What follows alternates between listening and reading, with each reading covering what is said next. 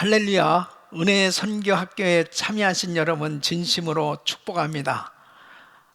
이 코로나 사태 가운데서 은혜의 선교학교가 이렇게 온라인으로 시작되었습니다. 정말 선교는 이러한 비상시기든 어떤 상황이든 중단될 수 없고 계속 지속돼야 합니다.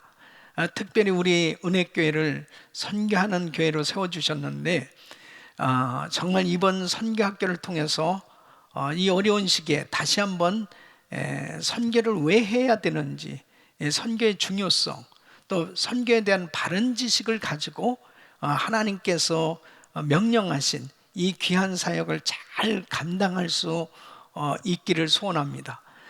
특별히 이 선교학교를 통해서 여러분 다시 한번 이 선교의 뜨거운 열정, 이 비전을 받으시고 하나님 앞에 헌신하셔서 우리 주님 앞에 귀하게 쓰임 받으시기를 예수 이름으로 축원합니다. 두 손을 가슴에 모으세요. 하나님 감사합니다. 이번 선교학교에 참여하신 한 분 한 분을 주의 이름으로 축복합니다. 이번 선교학교를 통해서 다시 한번 선교에 대한 바른 지식을 습득할 뿐 아니라 또 선교의 비전, 또 선교의 이 뜨거운 열정이 회복되어지고 또 하나님 앞에 귀하게 아름답게 쓰임받을 수 있는 귀한 은혜를 부어 주옵소서. 이 모든 과정 가운데 하나님 역사해 주시기를 간절히 바라고 예수 그리스도의 이름으로 기도합니다. 아멘. 여러분, 예수 믿으면 어떤 신앙의 색깔이 나타납니까? 예수 색깔을, 또 성령 색깔이 나타날 거예요. 그리고 또 선교 색깔도 나타날 것입니다. 이 교회도 역시 마찬가지로 다 컬러가 있죠. 은혜교회 하면 선교 색깔이 또렷이 나타나고 있습니다. 우리 교회가 이렇게 선교하는 교회가 된 것은 1982년 5월 새 가정으로 우리 원로 목사님이신 김광식 목사님께서 교회를 개척하시게 되었는데, 이 교회를 개척하실 때 하나님께 기도하는 가운데 목사님은 강한 비전을 받으신 거죠. 교회는 선교하는 교회다. 세계에서 가장 선교를 많이 하는 이런 교회로 세워지기를 소원하면서 마음 가운데 정말 선교하는 교회를 세우기를 그렇게 열망하시면서 목회를 해오셨습니다. 그래서 목사님께서 23년 교회를 목회하시면서 정말 온통 선교에 모든 것을 다 쏟아 부으셨습니다. 그래서 단일교회로서는 가장 이 해외에 많은 교회가 개척된 그런 선교하는 교회가 되었습니다.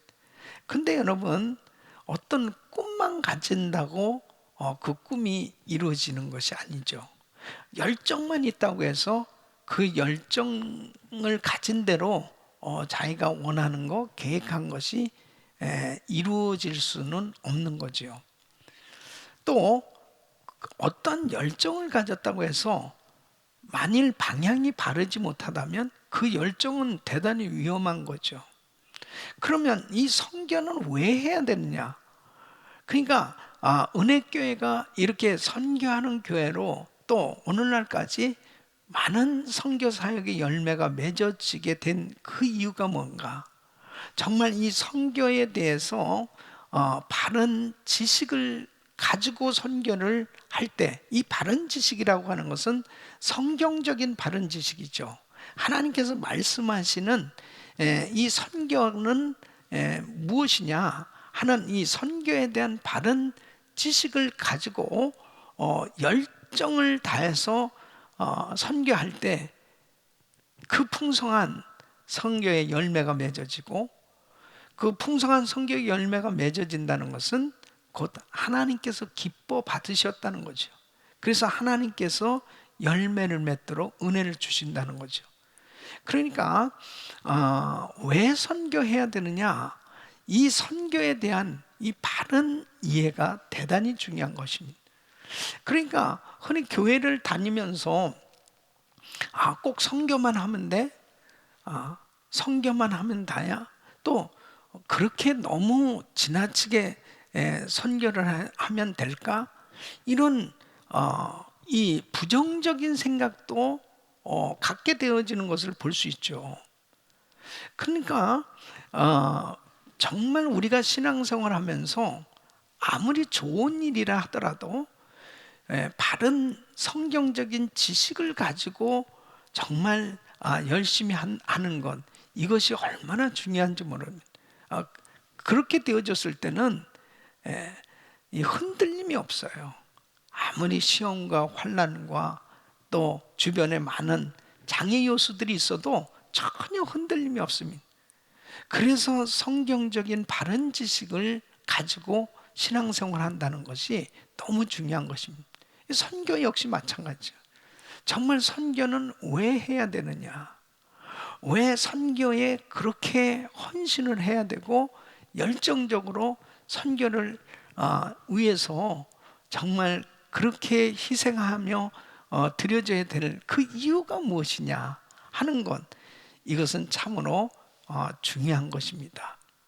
은혜교회가 오늘날까지 이렇게 선교하는 교회로 세워졌고, 이런 어려운 환난의 시기에도 선교가 계속 지속될 수 있었던 것은 이와 같이 선교에 대한 이 바른 선교 철학, 선교 비전, 선교 방향이 분명하게 성경적으로 확립이 되어 있기 때문에 이러한 사역의 열매가 맺어지고 있는 것입니다.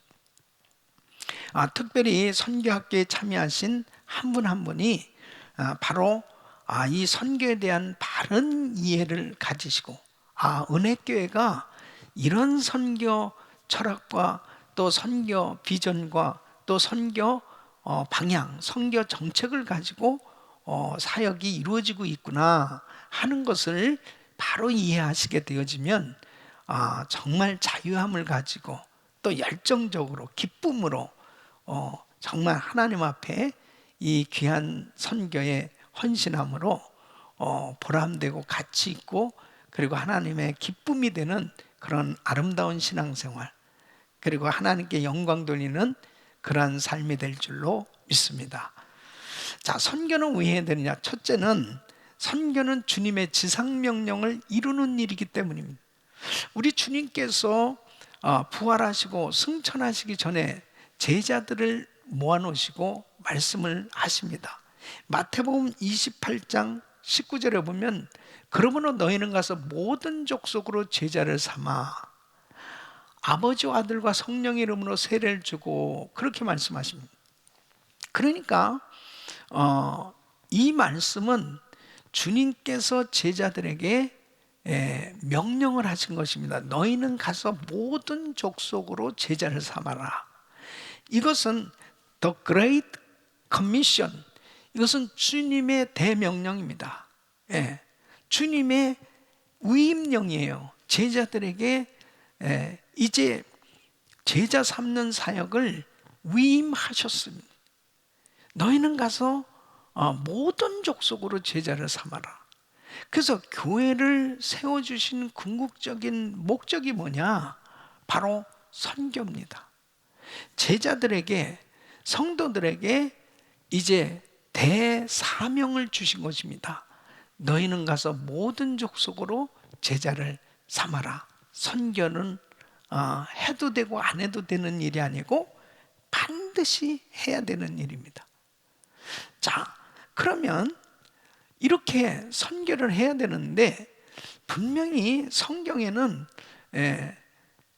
확실하게 명령을 하신 것이, 자, 마태복음 28장 19절의 말씀은 너희는 가서 모든 족속 제자를 삼아라. The Great Commission, 주님의 대사명, 대위임령이에요. 명령하셨고, 또 하나는 마태복음 22장 37절로 40절의 명령입니다. 예수께서 내 마음을 다하고 목숨을 다하고 뜻을 다해 주 너의 하나님을 사랑하라 하셨으니 이것이 크고 첫째 되는 계명이요 둘째는 그와 같이 내 이웃을 내 몸과 같이 사랑하라 하셨으니 이 두 계명이 온 율법과 선지자의 강령이니라 그랬으면, 이것은 The Great Commandment, 주님의 지상 명령입니다. 이것도 주님의 명령이에요. 마음을 다하고 목숨을 다하고 뜻을 다해서 주 너의 하나님을 사랑하라. 이것이 크고 첫째 되는 계명이요 둘째는 그와 같이 내 이웃을 내 몸과 같이 사랑하라. 위로 하나님 사랑, 옆으로 이웃 사랑. 이것은 주님의 명령입니다. 그러니까 두 가지 주님의 명령이 있어요. 하나는 가서 제자 삼는 명령, 하나는 하나님을 사랑하고 이웃을 사랑하는 명령입니다. 자, 그러면 보세요. 누가 선교를 할 수 있습니까? 이 선교는 복음 전하는 일입니다. 이 선교는 희생하지 않고는 안 됩니다. 본토 친척 아비집을 떠나서 정말 주님이 지시하는 땅으로 가는 거예요. 그곳이 내가 원치 아니하는 어느 정말 열악한 환경인 나라로 갈 수도 있는 거고 어느 곳으로 갈 수 있어요. 근데 그렇게 선교를 할 수 있는 것은 하나님을 사랑하기 때문입니다.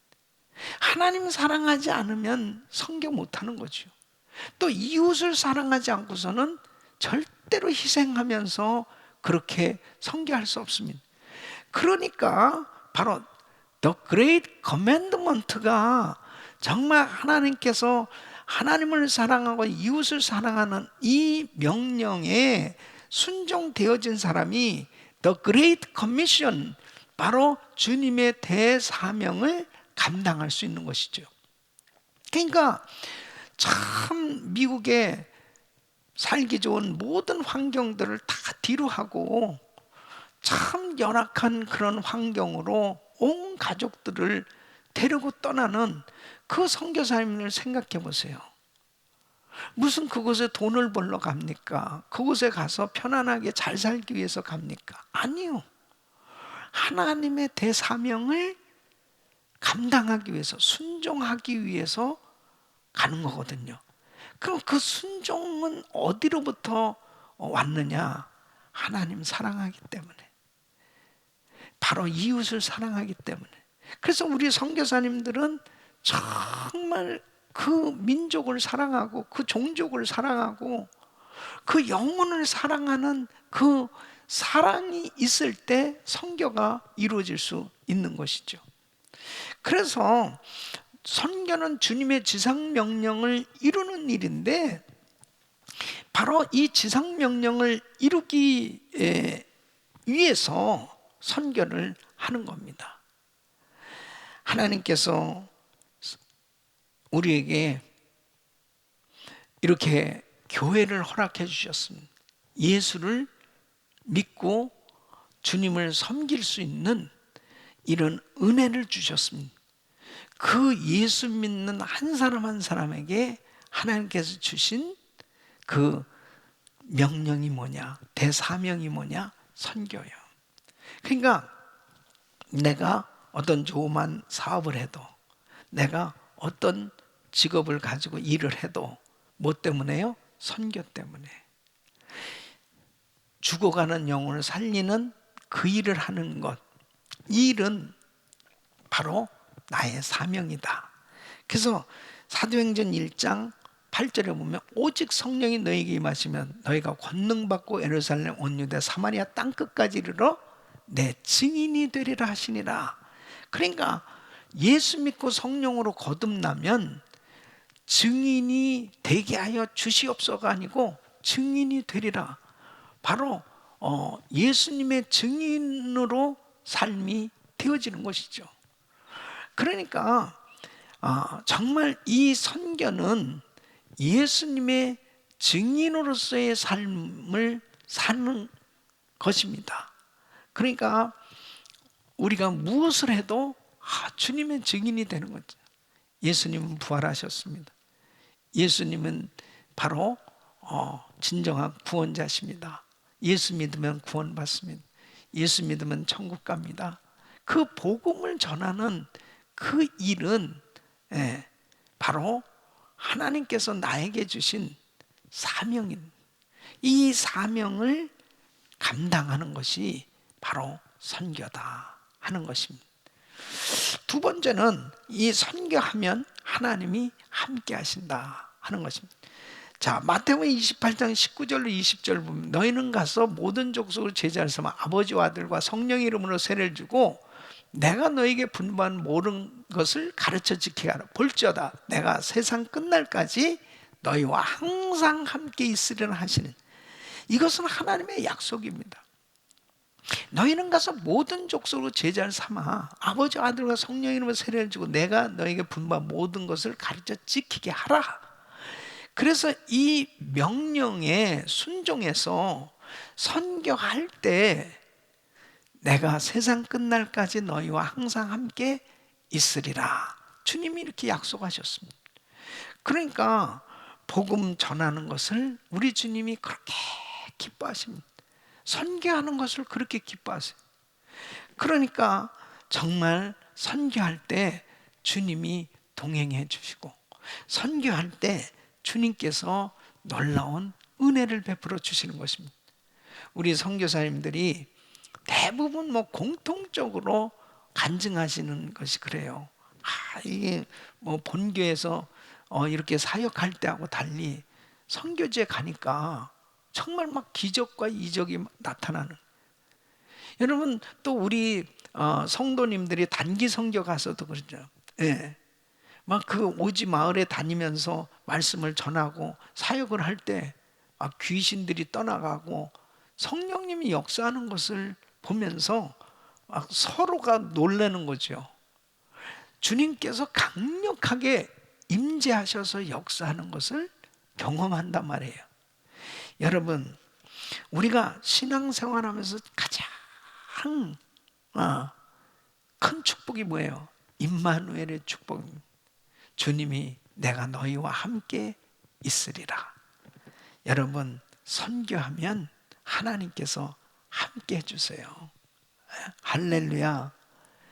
그래서 선교하는 가정, 선교하는 기업, 선교하는 교회 참 주님께서 기뻐하시고 주님께서 함께 해주시는 놀라운 은혜를 베풀어 주시는 것입니다. 세 번째는 선교는 주님의 재림을 앞당기는 일이기 때문입니다. 선교는 왜 해야 되느냐? 주님의 재림을 앞당기는 일이에요. 여러분 마태복음 24장 14절 말씀 보면 이 천국 복음이 모든 민족에게 증거되기 위하여 온 세상에 전파되리 그제야 끝이 오리라 그랬습니다. 자, 여러분 보세요. 언제 지구의 종말이 오느냐? 복음이 온 땅에 전파됐을 때, 세계 선교가 마무리됐을 때 주님이 오시는 겁니다. 주님이 오시면 이 지상의 종말이 되는 거예요.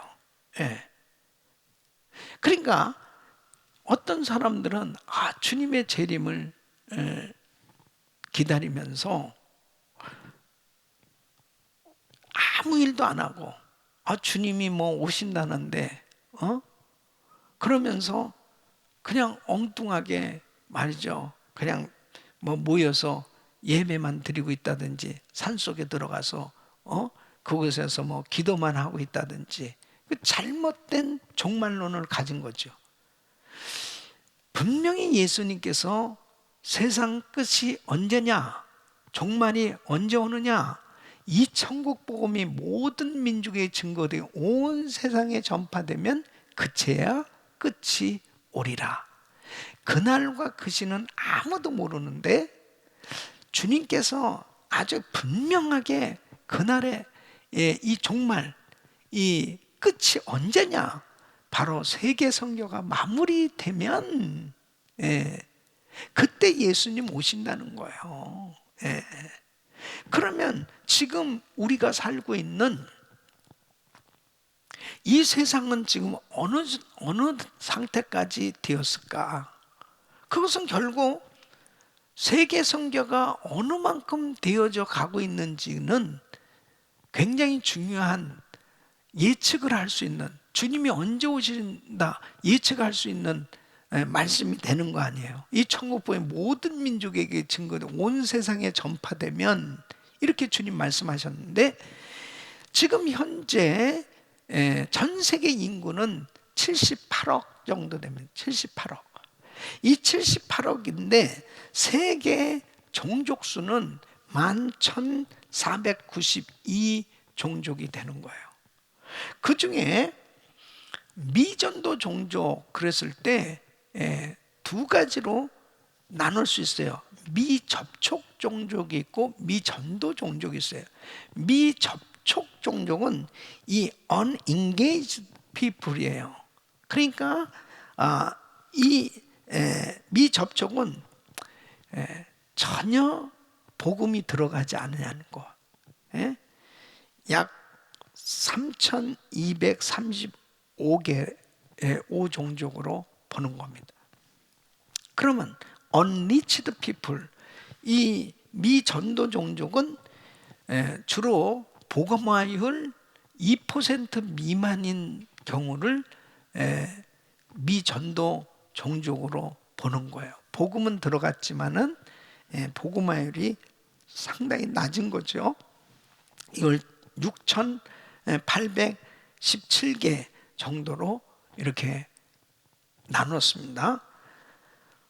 자, 그런데요, 전혀 선교사를 파송하지 않고 교회가 세워지지 아니하는 이 약 3,000개 종족을 보고 있는데, 사실 참 보면은 이 종족들 가운데 약 2,083종족이 인도에 있어요. 근데 전혀 이 기독교 선교사가 아예 들어가지 아니한 종족은 762 종족 정도 된다고 합니다. 근데 제가 봤을 때는 정말 상당수에 많이 들어갔습니다. 왜냐하면 우리만 해도 정말 그 미접촉 종족들을 만나기 위해서, 만나기가 힘들어서 복음을 받지 못한 거잖아요.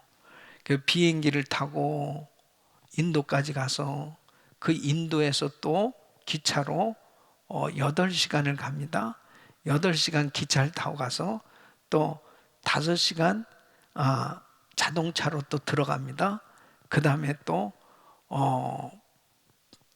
한 2시간이고 걸어 들어가면 거기 마을에 그런 종족이 있는 거예요. 그러니까 사실은 정말 과거 같으면은 그런 종족들을 찾아가기가 얼마나 어렵겠어요. 그래서 지금 비행기가 있죠, 자동차가 있죠, 또 여러 길이 많이 좋아졌죠. 또 힘든 데는 오토바이 타고 산쪽까지 찾아가잖아요.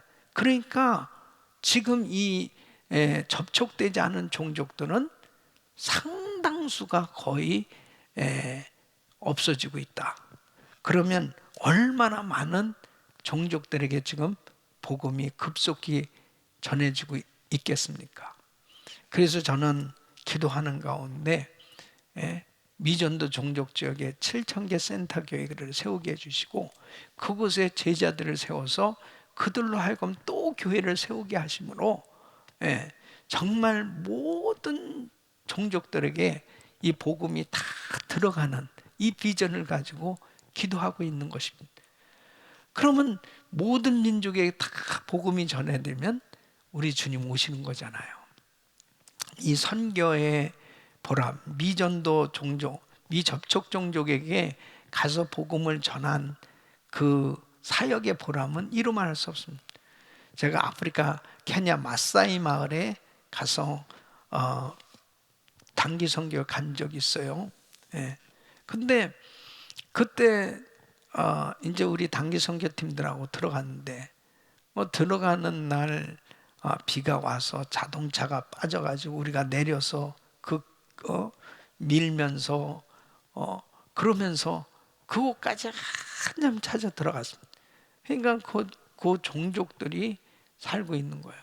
거기는 교회도 없고요, 학교도 없고 아무것도 없습니다. 그 모인 사람들에게 정말 그 사람들이 뭐 알아듣든 못 알아듣든 어쨌든 복음을 전한 거예요. 복음을 전하고 예수님을 영접시켰습니다. 그리고 뭐 땅은 워낙 많으니까 자, 여기가 학교, 여기는 교회. 그러면 거기 뭐 마사이들은 소똥으로 지은 집이잖아요. 그런 집에 살잖아요. 그 뭐 그냥 집 짓는 것도 아주 뭐 그냥 간단한 거죠. 벽 치고 그냥 위에 지붕 올리면은 그냥 간단한 거예요. 그렇게 해서 학교, 교회 뭐 이렇게 세웠는데 3년 후에 갔어요. 갔는데 학교도 사람들이 아이들이 꽉 찼고 교회도 꽉 찼습니다. 근데 이제 미국에서 목사님 왔다고 성경 암송하고 찬양하고 이런 것들을 보여주는 거죠. 퍼포먼스 하는 거지. 얼마나 감동을 받았는지 눈물이 나더라고요. 예. 그게 얼마나 사역의 보람이에요. 그잖아요. 아무것도 없었는데 그냥 비전만 준 거 아니에요. 예수님 영접하고. 그리고 그 마을의 마사이 중에 한 사람을 이제 신학교 보내가지고 공부시켜가지고 글리 사역하게 한, 그렇게 사역의 열매가 맺어져 그 마을의 복음화가 이루어지는 거죠. 여러분, 선교는 주님의 재림을 앞당기는 일이에요. 그 다음에 네 번째, 선교는 그의 나라와 그의 의를 구하기에 축복을 받는 것입니다. 여러분, 마태복음 6장 33절 보면 너희는 먼저 그의 나라와 그의 의를 구하라. 그리하면 이 모든 것을 너에게 더하시리라 그랬습니다. 복음 전하는 것만큼 중요하고 시급한 일은 없습니다. 너희는 먼저 그의 나라와 그의 의를 구하라. 바로 하나님의 필요를 먼저 충족시켜 드려라, 이 말씀입니다. 그리하면 이 모든 것을 너에게 더하여 주시리라. 그러니까 주님의 뜻이 어디 있는가? 주님이 무엇을 내게 원하시는가? 이 주님의 뜻을 살펴보는 것이 참 중요한 거죠.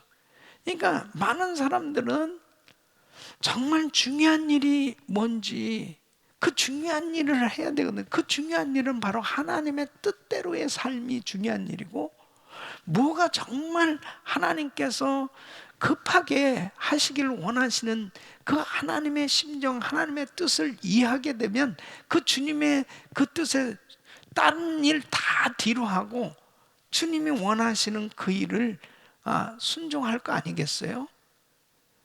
가장 주님이 중요하게 여기시고 시급하게 여기시는 것은 영혼을 살리는 일입니다. 여러분, 그렇잖아요. 사실 지금 죽어가는 사람이 있다면 그 죽어가는 사람 살리는 게 제일 중요하지 그 외에 뭐가 더 중요하겠습니까? 바로 우리 주님의 심정은 지금도 잃어버린 자를 찾아 안타까워하시는 그 주님의 마음, 이것을 이루어드리는 일이기 때문에 주님의 기쁨이 되어지는 삶이 되는 거죠. 그러니까 선교하는 사람에게 하나님께서 기뻐하셔서 축복해 주시는 것입니다. 필요한 것들을 채워주시고 하나님께서 은혜를 주십니다. 참 우리 교회가 지난 38년 동안 이 선교 사역하면서 참 우리는 23년 동안 자체 성전도 없었죠. 그냥 렌트 살면서 그 선교하면서 교회가 얼마나 때로는 정말 재정적인 힘든 일들도 있고 또 선교지의 사고도 있고 많은 어려운 일들도 있었지만은 지나놓고 나서 보면 참 하나님께서 그렇게 기뻐하셨던 것 같아요. 그래서 하나님께서 이렇게 아름다운 성전도 때가 되니까 주시고, 또 우리 성도님들의 삶도, 또 교회도 하나님께서 참 책임져 주시는 이런 은혜를 경험하고 있는 것입니다. 그래서 선교는 그의 나라와 그의 의를 구하는 일이에요. 그렇기 때문에 주님의 기쁨이 되고 또 하나님의 축복이 임하게 되는 것입니다. 자, 그러면 성경에 어떤 교회가 선교하는 교회의 모델일까요? 그것은 안디옥 교회입니다. 자, 이 안디옥 교회는 어떻게 해서 세워졌죠? 예루살렘 교회가 처음에 세워진 교회가 예루살렘 교회예요. 이 예수님의 제자들이 주님의 말씀을 듣고 순종해서 마가의 다락방에 모여서 기도하는 가운데 성령의 불세례를 받죠. 성령의 불세례를 받고 성령 충만 받고서 세워진 교회가 예루살렘 교회입니다. 또 베드로가 말씀을 증거할 때 3,000명이나 되는 사람들이 회개하고 주님 앞에 돌아온, 바로 예수를 믿게 됐죠. 또 나면서 안진뱅이 된 사람이 일어나 걷고 뛰는 역사가 일어났을 때 또 사람들이 모여들었어요. 또 베드로 말씀 전했을 때 5,000명이나 되는 사람들이 정말 예수 믿기로 결심하고 주님 앞에 돌아오는, 그러니까 예루살렘 교회에 큰 부흥이 일어났습니다. 어마어마한 부흥이 일어난 거죠. 자, 그런데 보세요. 이 예루살렘 교회가 선교를 안 하는 거예요. 예루살렘 교회는 정말 좋은 교회였습니다. 모이기에 힘쓰고 서로 함께 떡을 떼며 즐거워하고 기뻐하고 찬양하고, 그리고 기사와 이적이 나타나고 병자들이 고침을 받고, 그리고 구제도 많이 했습니다. 그런 늘 교회가 정말 은혜가 넘치고 하나님의 역사가 있는 교회예요. 그런데 문제는 뭐냐? 베드로를 포함해서 이 주님의 제자들이 유대인들에게는 복음을 전했는데 이방인들에게 복음이 전해지기가 너무너무 힘들었던 거예요. 그게 사도행전 10장입니다. 그러니까 성령님은 이 베드로를 이방인에게 가서 복음을 전하도록 예루살렘 교회가 선교하는 교회가 돼야 되겠는데, 담임하고 있는 베드로부터 시작해서 선교에 대한 열정이 없는 거예요. 유대인들에게 대한 그 복음 전하는 거, 전도하는 데는 열정이 있는데 이방 사람들에 대해서는 잘 안 되는 거예요. 그러니까 여러분, 고넬료 가정에 가서 복음을 전하는데 얼마나 성령님이 힘드셨습니까? 3번씩 똑같은 환상을 계속 보여주신 겁니다. 이 똑같은 환상은 이 종류별로 동물들의 그런 것들이 다 그 보자기에 쌓여져 있는 거예요. 이것을 잡아먹으라 그러니까 저는 이 속되고 더러운 것은 먹지 않습니다. 그런 그것은 바로 무엇을 보여주신 거냐? 이방인들에 대해서 자꾸 속되다, 이방인을 가까이 하지 않으려고 하는 이러한 마음들이 유대인들에게는 항상 있었거든요. 그러니까 어떻게 그들에 가서 복음을 전하겠어요. 그러니까 하나님께서 내가 깨끗하다고 하는데 왜 네가 속되다 하느냐? 그러면서 무슨 뜻인지 궁금해할 때 이제 구체적으로 사람을 보내죠. 그래서 너는 저를 따라가라. 가보니까 고넬료 가정이에요. 고넬료는 이 백부장이었거든요. 이방 사람이라는 말이에요. 이달리아 사람이란 말. 그 가족들 일가 친척까지 다 모아놓고 기다리고 있는 거예요. 그러니까 베드로가 말씀을 전하는데 다 성령을 받는 거예요. 복음을 전하니까 그냥 다 성령 받는 거예요.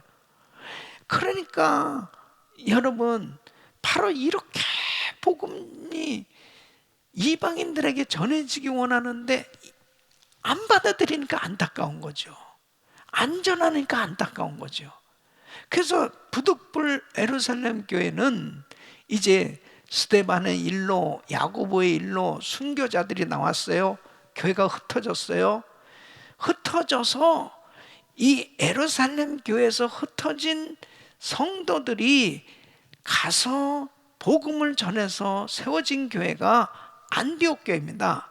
근데 이 안디옥 교회는 예루살렘 교회하고 달리 이방인들을 받아들이게 된 거죠. 헬라 사람.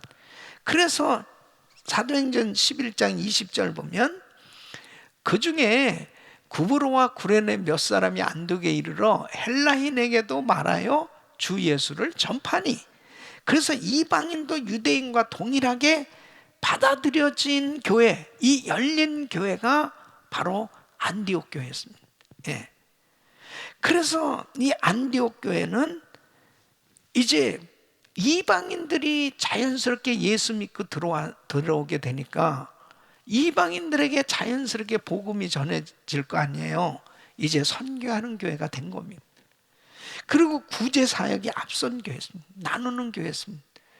그래서 안디옥 교회에서 이제 예루살렘 모교회가 가장 힘들고 어려울 때 보내주는 거예요. 구제 헌금을 보내주기도 하고, 또 성령의 음성에 순종하는 교회였습니다. 바울과 바나바가 바로 이 안디옥 교회를 목회하다가 이제 성령님께서 선교사로 보내시죠. 그러니까 교회가 성령 충만했고 성령의 음성에 순종하는 교회였습니다. 그래서 이 안디옥 교회를 통해서 세계 선교가 이루어지게 된 것입니다. 그래서 바로 교회는 이렇게 안디옥 교회처럼 모든 사람들이 들어와서 복음을 들을 수 있도록 열린 교회여야 되고, 그리고 주님의 마음으로 구제하고, 그리고 성령의 음성에 순종해서 선교사를 파송할 수 있는 교회가 바로 선교하는 교회다 하는 것입니다. 자, 그러면 선교의 비전을 펼치기 위해서 필요한 4가지 필수적인 이해를 해야 되는데, 그 첫째는 지역 개교회는 세계 복음화에 하나님께서 쓰시는 가장 중요한 도구입니다. 그러니까 세계 선교가 이루어져야 되잖아요. 세계 선교가 이루어지기 위해서 개교회에서의 개교회는 그만큼 중요한 역할을 하고 있다. 그러니까 우리 은혜교회가 이민교회지만은 미국의 이 플로턴에 자리하고 있는 이민교회지만, 이렇게 교회 하나가 선교사역의 중요한 도구로 쓰여지고 있는 것입니다. 두 번째는 세계 선교는 교회 사역 모든 면에 관련되어야 한다 하는 것입니다. 그러니까 선교는 교회 내에서도 한 선교 부서에 국한된 일이 아니에요. 모든 교회 사역과 다 연결이 되어 있습니다. 교육부는 교육부대로, 또 정말 행정부는 행정부대로, 모든 목회는 목회부대로 다 사역이 관련돼 있어요. 예. 그래서 선교지에 나가서 사역할 때 우리 EM에서도, 우리 또 교육부에서는 또 자녀들을 위한 사역들을 도와주잖아요. 또 의료 선교는 의료 선교대로들의 사역들이 서로 모든 사역이 관련이 되어 있는 것입니다. 또 선교 동원은 순간에 되는 것이 아니고 계속되는 과정이다. 예? 그러니까 선교 동원은 어떤 선교 집회라든지 선교 세미나에 의해서 제가 선교사로 가겠습니다, 그렇게 그냥 한 집회라든지 사역을 통해서 계속 선교 동원이 되는 게 아니고, 계속해서 정말 교회 사역을 통해서 자연스럽게 선교에 헌신하는 사람들이 자꾸 세워지게 되는 것이. 그래서 우리 교회 내에서도 뭐 우리 성도님들 가운데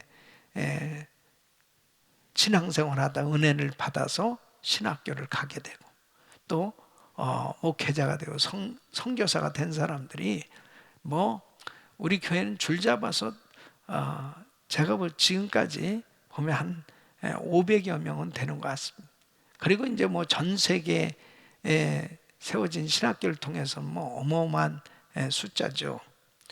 단지 선교를 지원하는 패러다임에서 함께하는 이 파트너의 패러다임으로 나가야 된다. 그러니까 돈만 보내는 선교가 아니고 함께 파트너로 선교 동역한다 하는 거죠.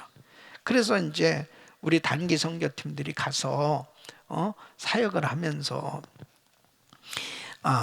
이제 교육 선교도 하게 되고 그 다음에 또 우리 2세들 우리 EM들은 또 가가지고 거기서 VBS라든지 이런 사역들을 좀 하고 도와주고요. 또 성도님들이 노방전도라든지 그렇게 실제적으로 어려운 곳에 가서 전도하고 사역을 도와주고 의료 선교라든지 이런 것들은 선교사님들이 미처 할 수 없는 그러한 그 부분들을 도와주니까 이런 사역하고 난 후에는 선교사님들이 굉장히 사역하는데 큰 힘을 얻습니다. 그러니까 그냥 후원한다, 물질만 보낸다의 개념이 아니고요. 함께 선교를 하는 겁니다. 지금은 함께 하는 이런 사역. 자, 그 다음에 이제 이 선교사님에 대한 우리의 태도입니다. 이것은 이 선교 철학에서 나오는 선교 정책인데요. 첫째는 우리가 선교사님을 돕는 것이 아니라 선교사님들이 우리를 돕고 있다. 여러분 굉장히 중요한 겁니다. 그러니까 우리가 선교사님을 돕는다고 생각해 보세요. 그러면은 교회가 선교사님들을 좌지우지할 수 있는 그런 마음을 갖게 돼요. 그런데 선교사님들이 우리를 돕는다고 생각하면 다릅니다. 선교사님들을 바라보는 태도, 생각이 완전히 틀린 거죠.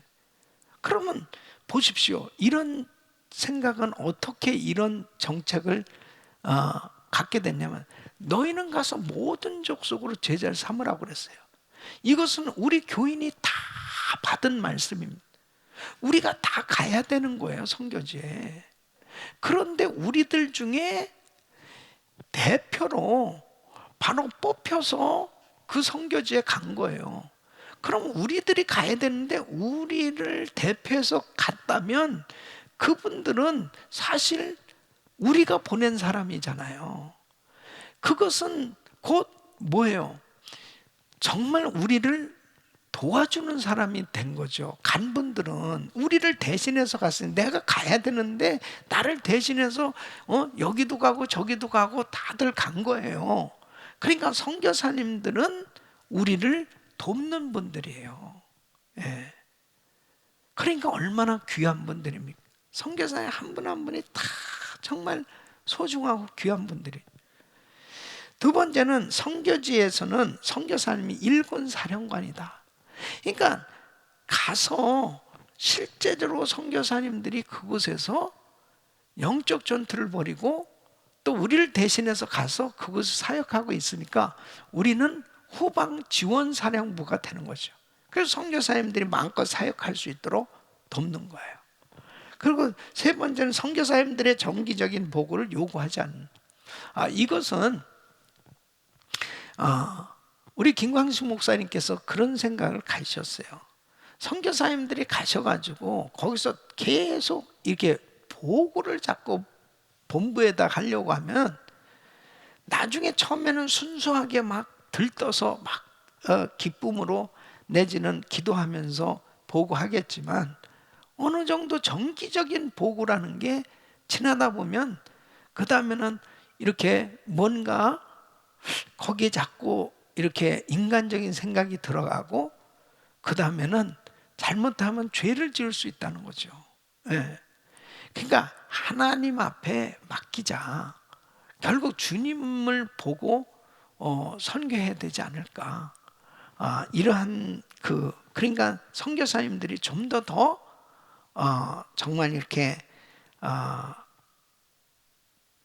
선교사님들을 믿고 맡기는 거죠. 예. 선교사님들도 하나님의 부름을 받았으니까 본인들이 책임을 져야 된다 하는 자세.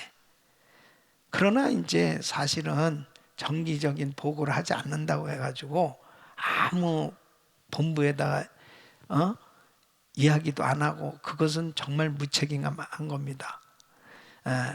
기도 제목들을 다 이렇게 정기적으로 보내고 커뮤니케이션을 잘 할 수 있는 선교사님들이 지혜로운 거예요. 그 본교에서 기도도 받고, 그리고 또 기도를 받는다는 것은 그만큼 후원이 되어질 수 있는 거예요. 그래서 이 커뮤니케이션이 잘 되는 건 대단히 필요한 겁니다. 그 다음에 재정 지원은 전적으로 한다. 사실 전적으로 한다 이게 아니에요. 최선으로 하죠. 최선으로. 예, 최선으로 한다. 그러니까 처음에 참 우리가 힘껏 했습니다. 근데 이제 선교사님들이 많아지다 보니까 전적이라는 것이 참 힘들잖아요. 예. 또 교회는 교회로서 한계가 있으니까. 그러나 이제 우리의 마음은 어쨌든 선교사님들이 좀 마음껏 사역할 수 있도록 지원하기를 원하는 거예요. 그래서 다섯 번째, 우리 선교사님 동시에 다른 교회 선교사가 되는 것을 권장한. 이것은 뭐냐면 꼭 우리 교회만의 선교가 아닌, 함께 더불어 같이 선교할 수 있다는 것은 축복인 거거든요. 다른 교회도 선교할 수 있는 그러한 그 길을 열어주기도 하고, 또 상급받을 수 있는 그 길을 열어주는 거죠. 그래서 뭐 미전도 종족 사역이라든지 특별한 프로젝트들 같이 이렇게 하기도 하고, 또 선교사 훈련원 같은 경우도 우리 총회 산하 교회들 같이 이렇게 나눠서 또 지원을 하고 또 함께 하기도 하고. 예. 그래서 얼마든지 우리 선교사님들이 사역할 수 있는 그런 부분들을 열어드리는 거예요. 그 다음에 열매 맺는 선교지 집중 지원한. 여러분, 때로는 막 사역의 문이 열려지는 데들이 있어요. 그럴 때 집중 지원해야 됩니다. 특별히 우리 교회가 구소련 선교에 엄청난 열매가 맺어졌잖아요. 그 이유가 90년도에 선교지가 열려지면서 구소련이 무너지면서 그 철의 장막이 정말 열려지기 시작하지 않습니까? 그때 하여튼 모든 걸 다 쏟아붓듯이 교회가 그레이스 페스티벌, 그 다음에 모스크바 은혜신학교, 그리고 선교 합창단, 전도, 그리고 선교사 파송, 힘에 지나도록 최선을 다해서 쏟아붓습니다. 그래서 사역이 풍성하게 열매가 맺어졌거든요. 그래서 이제 그 선교지 선택의 원리는 참 굉장히 중요한 겁니다. 결국은 열매가 맺어져야 되잖아요. 선교 사역에 열매가 맺어지고, 그리고 사역이 계속 지속적으로 돼야 되지 않습니까? 그래서 선교지 선택의 원리, 첫째, 곡식이 가장 잘 익은 곳이 어딨나. 예. 이것은 그냥 그물만 던지면 막 다 잡혀지는, 날만 되면은 그냥 다 추수가 될 수 있는 이런 곳들이 어딨나. 이런 것들은 이제 그때는 이제 구소련 지역이 그렇고, 또 한때는 막 이 중국의 지하교회들, 초소교회들, 이런 교회들이 막 그냥 복음만 전하면 그냥 다 막 그 마음문이 활짝 열려지고 막 성령님이 역사하시는. 또 인도 같은 경우도 마찬가지입니다. 그래서 이 곡식이 잘 익은 곳들을 살펴보면, 중남미도 마찬가지죠. 또 재생산이 가능한 곳이다. 이 재생산이 가능한 곳은 바로 이제 제자를 세워서 그들로 하여금 사역하게 하는, 이것은 뭐 전 세계인데요. 그 중에서도 이제 우리 신학교가 세워진 곳들이 바로 재생산이 가능한 곳들을 이제 정한 겁니다. 그래서 뭐 지금 중남미 가운데서도 사실 쿠바 같은 데는 닫혀져 있었잖아요. 근데 공산권이기 때문에 그 기적같이 그 틈새를 이용해서 어쨌든 쿠바 신학교가 세워졌는데, 여기서 많은 지금 사역자들이 쏟아져 나오고 있습니다. 이 재생산이 가능한 곳이 어딨나. 또 인도 같은 경우도 마찬가지죠. 인도도 우리가 단기 선교만 하다가 이제 거기에 델리에 신학교를 세웠습니다. 그래서 우리 신학생들이 졸업해서 그들이 이제 교회를 지금 개척을 계속 해나가고 있잖아요. 이것이 이제 재생산이 가능한 거예요. 셋째는 주님의 뜻이 있는 곳입니다. 주님의 뜻이 있는 곳. 정말 사역하기는 어렵고 다 닫혀져 있지만 주님의 뜻이 북한 같은 곳입니다. 무슬림 지역. 이런 것은 또 주님이 원하시는 방향, 뜻을 구하면서 우리 나름대로 사역을 하고 있는 거죠. 그 다음에 네 번째는 주님이 문을 열어주시는 곳입니다. 그래서 기도하다 보면 주님께서 이렇게 열어주시는 곳이 있어요. 이제 쿠바 같은 경우도 그렇고 베트남 같은 경우도 그럽니다. 진짜 뭐 공산 국가고 그 다음에 상당히 이렇게 그 선교하기는 어려운 곳인데 우리가 비밀리 그레이스 인카운터도 하고 그러면서 트레스티아스를 일기를 마쳤거든요. 이러면서 이제 이 코로나 팬데믹 가운데 지금 잠시 닫혀져 있는데 정말 이게 놀라운 일이에요. 주님이 문을 열어주시는 곳, 이런 곳들을 이제 전략적으로 선교 사역들을 해나가는 거죠.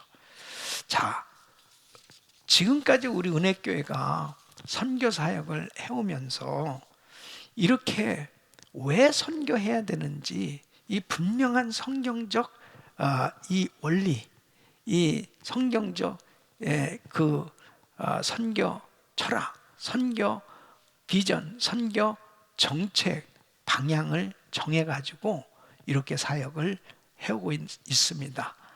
여러분들은 정말 이렇게 선교할 수 있는 교회, 그리고 선교할 수 있는 이런 환경을 하나님께서 허락해 주신 것을 감사하시고 여러분 모두가 정말 선교에 더한 열정을 가지시고 이 또 코로나 팬데믹 가운데서도 우리가 선교가 중단될 수 없거든요. 계속해서 더 기도하면서 세계 선교 마무리하고 하나님께 영광을 돌릴 수 있는 그런 복된 신앙이 되시기를 예수 이름으로 축원합니다. 기도하겠습니다. 거룩하신 아버지 감사합니다. 하나님께서 우리 귀한 은혜교회를 세우시고 선교하는 교회로 세워주신 것 감사합니다. 오늘 선교학교에 참여하신 한 분 한 분을 축복하시고 모두가 다 왜 선교하는지를 확실히 이해하고 이제 선교에 더욱더 헌신해서 하나님 세계 선교 마무리의 비전을 이루며 주님 앞에 쓰임받는 복된 삶이 되게 하여 주시옵소서. 선교에 뜨거운 불을 주시고 뜨거운 열정을 더하여 주시고 이 은혜 선교 학교 공부하는 동안 하나님의 말씀으로 선교의 바른 지식으로 또 하나님의 말씀으로 충만하고 하나님 앞에 귀하게 쓰임받는 모든 선교의 동역자들 되게 해 주옵소서. 예수 이름으로 축복하며 기도합나이다. 아멘.